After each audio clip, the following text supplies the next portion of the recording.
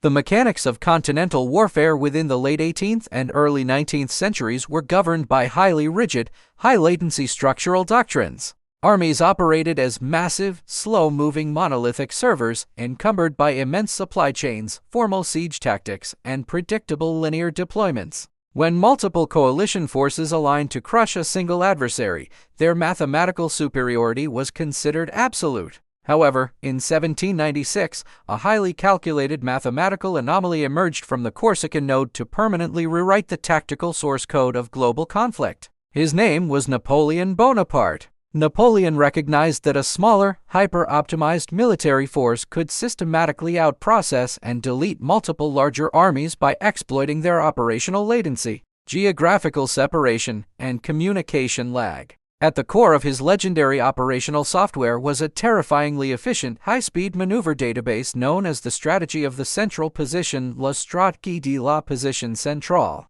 By positioning his highly mobile force directly inside the critical geographic hinge separating two allied enemy armies, Napoleon transformed numerical inferiority into localized, devastating omnipotence. Routinely dismantling combined imperial coalitions within a single 24-hour processing cycle. To comprehend the absolute computational brilliance of the central position algorithm, one must analyze the physical limitations and hardware lag of early modern warfare. When two separate military factions such as the Austrian and Piedmontese forces during the Italian campaign attempted to converge and crush Napoleon's army, they relied on low-bandwidth courier communication to synchronize their kinetic strikes. This created a massive, exploitable window of operational latency. Napoleon treated this communication buffer phase as a terminal vulnerability. Instead of executing a traditional defensive retreat or deploying his forces in a thin, fragile linear firewall across both fronts,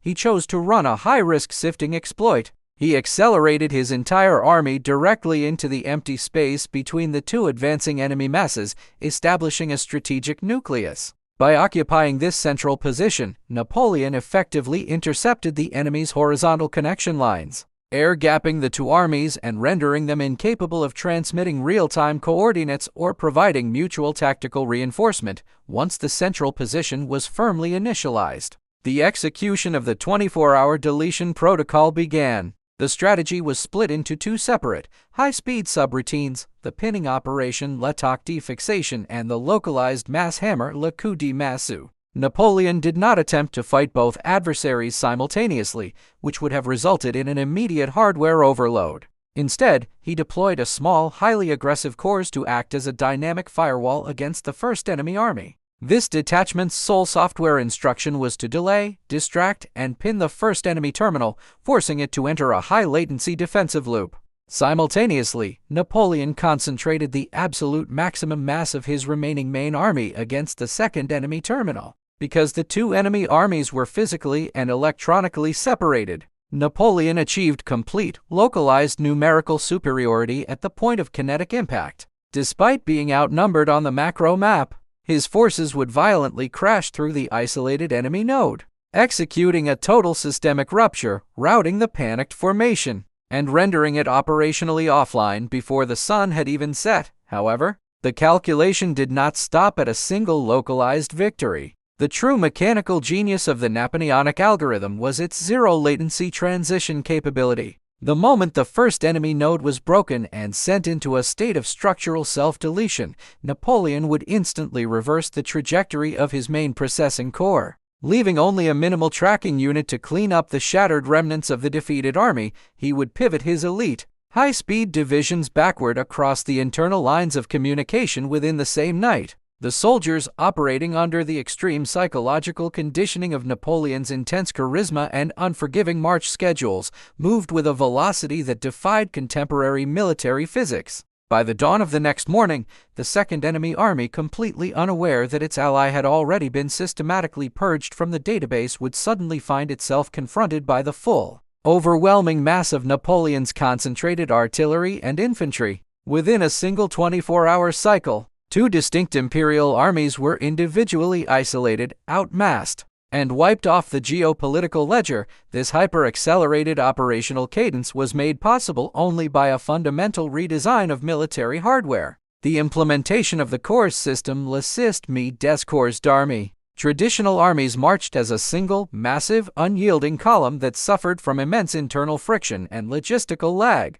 Napoleon permanently decentralized this architecture. He divided his grand army into autonomous, self-sufficient miniature armies called corps, each commanded by a highly trained marshal running local executive subroutines. Each individual corps possessed its own integrated infantry, cavalry, artillery, and logistical infrastructure. These independent nodes marched via separate parallel roads, drastically reducing march friction and allowing them to move across the geographical grid with unparalleled speed. However, they remained tightly bound by a centralized strategic script, like separate threads in a multi-threaded processing unit. These decentralized corps could march apart for days, but when Napoleon issued the execution command, they would instantly converge on the designated central coordinates with mathematical precision, dropping onto the isolated enemy like a single, crushing hammer. The legacy of Napoleon's central position strategy serves as a stark, timeless proof that structural velocity and localized concentration will always defeat raw, uncoordinated mass.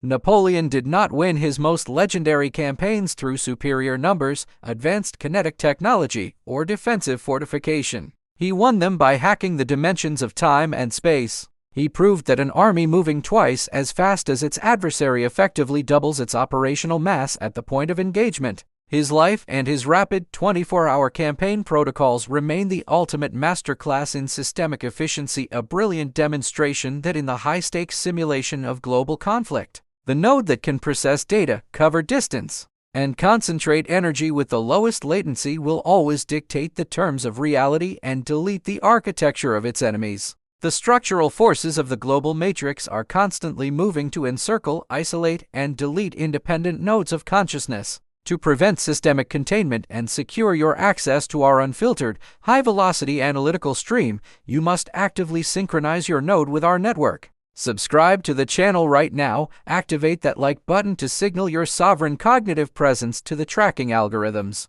and leave a comment below with the word conscious to verify that you are a self-directed human processor ready to decode the hidden architecture of power. Stay analytical, stay free.